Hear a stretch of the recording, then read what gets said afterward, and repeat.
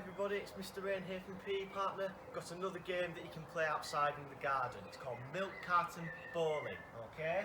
All you need are some empty bottles and some balls. All you've got to do is see how many turns it takes you to knock them all down. Ready? Go. 1, 2, oh that was 2 at a time. 2, 3, got to run and get the balls back. Bring the ball back. Last 2.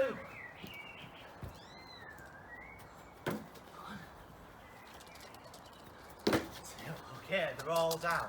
This game's helping improve our accuracy and our underarm throwing, okay? It doesn't have to be milk cartons, you can use empty cans, empty bottles, anything you can find in the house. I hope you're all keeping safe and I hope to see you all soon. Have fun.